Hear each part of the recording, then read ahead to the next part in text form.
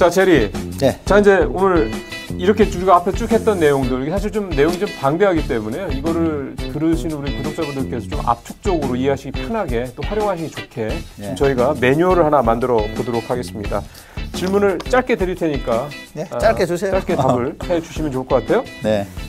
살고 있는 집이 깡통 전세나 역전세나 되거나 또는 전세 사기가 되거나 이렇게 됐을 때 세입자인 나는 가장 먼저 뭘 해야 됩니까? 일단 제일 중요한 게 집주인의 소재를 파악하는 거죠. 연락이 되면 좋고 연락이 안 된다 그러면은 우편이라도 보내서 약간의 그 문제점에 대해서 미리 상의하고 통지를 해놓는 게 좋죠. 네. 연락이 안 되면 그렇게 되고 연락이 됐는데 상황이 이래서 내가 돈을 못 돌려줄 것 같은데 이렇게 얘기를 하면요. 그렇게 하면은 이제 결국은 이제 소송으로 가야 되는데 그러니까 집주인이 이제 뭐 지금 돈 없다, 배째라 이런 식으로 나오면은 결국은 소송을 해야 돼요. 소송을 해야 되는데 이제 문제는 소송 기간이 오래 걸리기 때문에 이사를 나가고 소송을 계속 이어갈지 아니면은 계속 살면서 소송을 해야 될지 그 부분을 선택을 해야 돼요. 만약에 이사를 나가야 된다 그러면은 임차권 등기를 해놓고 이사를 나가시고 살면서 소송을 할 수 있다 그러면은 그냥 계속 거주하면서 보증금 반환 청구 소송을 해서 경매를 넣거나 이렇게 해야 되죠.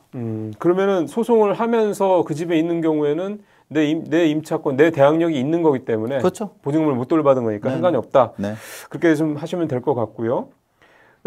임차인이 내가 그 집을 그냥 아예 인수해버리겠다. 전세 사기 같은 사례 같은 경우 그렇잖아요. 그러면 임대인으로부터, 그러니까 집주인으로부터 소유권을 이렇게 받을 수 있는 방법이 있어요? 실제로 이런 제안을 많이 해요. 집주인들 입장에서는.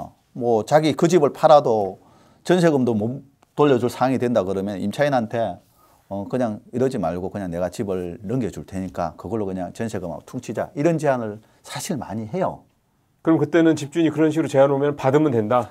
근데 이제 판단을 하셔야죠. 그렇게라도 받는 게 낫죠. 왜냐하면 그렇게 이제 합의가 되면 소유권 넘겨받는 과정은 굉장히 심플하게 간단하게 짧은 기간에 정리가 되니까. 그럼 자기가 이제 그 집에서 계속 살면서 시간을 가지고 그 집을 팔든 해서 이제 전세금을 빼가면 되니까. 근데 이제 문제는 그렇게 이제 집이 전세금 외에 다른 부채가 없고 깨끗하면 괜찮은데 다른 부채가 있거나 뭐 압류, 가압류가 걸려있고 그러면 현실적으로 이렇게 소유권 넘겨받는 게 쉽지가 않아요. 왜냐하면은 일반 매매로 넘겨받으면 그게 그대로 따라오거든요.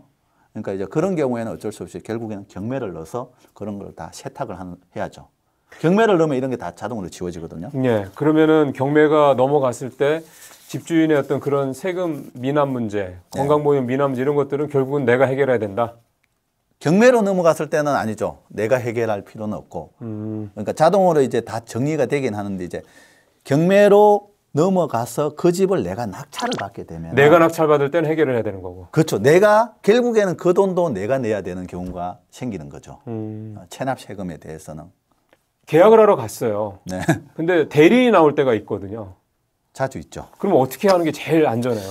일단은 그 대리는 말 그대로 본인이 다른 사람을 시켜서 계약을 하는 거잖아요. 그러니까 법적인 권한이 원래 소유자 본인한테 있는데 그 계약하는 부분에 대해서는 일정 부분 위임을 한다. 뭐 이런 취지로 이제 그 대리인한테 위임장을 주고 계약을 많이 맡기는데 근데 사실 이 대리 계약에서 사기가 많이 발생이 돼요. 그러니까 실제 집주인은 그렇게 한 적이 없는데 다른 사람이 이제 위임장을 위조를 해가지고 대리 계약을 하거나 이런 경우가 왕왕 있거든요. 그러니까 만약에 대리로 누군가 다른 사람하고 계약을 해야 된다 그러면 일단은 그 대리인이 가지고 온 위임장 위임장에는 반드시 본인의 인감증명서가 첨부가 돼야 돼요. 인감도장이 찍혀 있고 그거를 이제 진위 여부를 확인을 하셔야죠. 그러니까 뭐 인감증명서의 발급 날짜가 진짜 어제 오늘 정도 그렇죠. 뭐 이 정도는 돼야 되는 몇 달 거고. 전이니까 이런 거 그리고 약간 이제 뭐 조잡하거나 뭐가 위조의 흔적이 있다 그러면은 의심해 볼 필요가 있고 당연히 대리인 신분 관계 신분증도 정확히 확인하고 그러니까 제일 좋은 거는 그 위임장을 일단 확인하고 그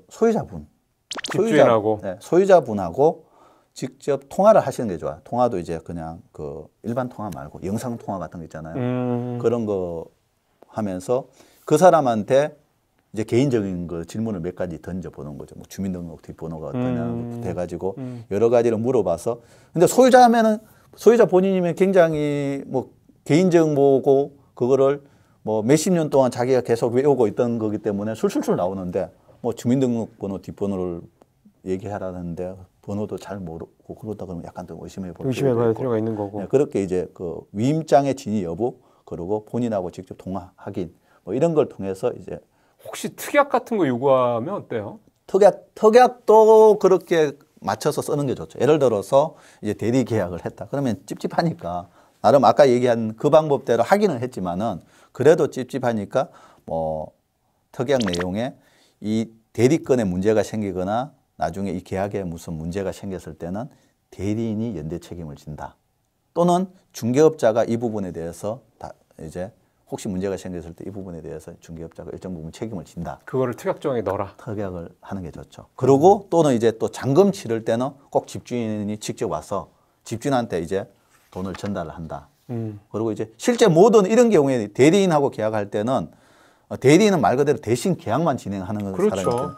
뭐 계약금이라든지 중도금, 잔금을 대리인한테 주면 안 되고 등기부상에 나와 있는 소유자 본인 통장 계좌로 넣는 게 제일 좋고 특히 이제 사람들이 많이 실수로 하는 것 중에 안일하게 생각하는 것 중에 하나가 뭐냐면 가족, 그러니까 배우자들한테 많이 그거를 많이 집주인의 배우자. 그렇죠. 그러니까 뭐 집주인은 남편인데 부인이 대신 오는 경우에 부인한테 돈을 주고 영수증을 이런 경우도 왕왕 있거든요. 근데 그것도 사실 그렇게 하면 안 돼요. 그렇죠. 대리인으로 해야죠. 그렇죠. 그러니까 소유자 본인 남편한테 직접 돈을 전달하고 통장으로 전달하고 영수증도 남편 명의로 받고 이런 식으로 하는 게 깔끔하죠. 예, 이게 사실은 우리가 그냥 뭐 서로 그냥 좋은 게 좋은 거지라는 약간의 우리 예전부터 내려오는 뭐 그런 관행 뭐 그렇죠. 그런 것들 때문에 사실은 엄밀하게 냉정하게 요구하지 않는 그런 것들이 많은데요. 이게 계약을 할 때 정말 요즘 상황 봐서는 최대한 하여간 의심을 하는 게 피해를 그렇죠. 최소화할 수 있는 방법이 아닌가 이런 생각이 좀 듭니다. 하나만 더 오늘 여쭤보고 마무리를 하겠습니다. 전세권 설정에 대한 얘기들을 요즘에 많이들 전문분들이 하시더라고요. 전세권 설정을 하는 게 좋습니까? 하는 게 좋죠. 전세권은 이제 어떤 문제가 있냐면은 집주인이 동의를 해줘야 돼요. 아, 임차권 설정은 집주인과 관계없이 하는 건데 전세권은 임대인이 오케이 해야지 가능하다. 그렇죠. 임차권하고 전세권의 차이가 뭐냐면은 전세권은 그 집에 세를 들어갈 때 초기에 설정을 해요. 그렇죠. 전세권은 설정을 하고 집주인 동의를 해주면은 등기부등본에까지 기재가 되고 전세권 설정이 돼 있으면 아까 중간에 뭐 이사를 가거나 하는 문제가 생겼을 때 전입신고를 빼도 전혀 문제가 없고 보호가 돼요. 그리고 또 이제 장점이 뭐냐 하면은 전세권은 건저당하고 똑같아요. 그렇기 때문에 만기가 지났는데 전세 보증금을 안 돌려주면 바로 경매를 넣을 수 있어요. 아, 전세권. 시차 없이? 네. 그러니까 임차권 등기가 되고 난 이후에도 보증금 반환 청구 소송을 통해서 판결문을 받고 경매를 넣고 하면은 6개월, 1년이 걸린단 말이에요. 근데 전세권은 설정은 만기가 지났는데 안 돌려주면 바로 경매를 넣을 수 있어요. 나 경매 넣을 거야. 보증금 안 돌려주면 이렇게 갈 그렇죠. 수 있다는 거네. 그렇죠. 그게 대항력인 거네. 그렇죠. 그러니까 설정이 돼 있으면 나중에 뒤처리도 편하고 굉장히 안전하게 자기 전세금을 보호를 할 수 있는데 문제는 소유자 동의를 해줘야 되기 때문에 소유자가 동의를 안 해주는 경우가 태반이라는 얘기죠. 그것도 좀 제도적으로 조금 세입자들 보호하는 차원에서 좀 더 전세권 설정을 요구하면 해줄 수 있게 비용은 물론 이제 임차인이 내는 거고 이렇게 그 제도가 좀 바뀌었으면 하는 생각이 좀 듭니다. 네, 오늘 깡통전세, 그 다음에 깡통전세와 관련된 전세 사기, 뭐 유형, 그 다음에 피해자들을 어떻게 대응하면 좋을지, 취할 수 있는 행동은 뭔지, 그리고 마지막으로 이 임대차 계약을 할 때 주의할 점들 이런 부분까지 오늘 제리한테 자세히 좀 들어봤습니다. 제리 오늘 얘기 잘 들었습니다. 네, 고맙습니다. 자, 다음 주에 또 뵙도록 하겠습니다. 고맙습니다. 네.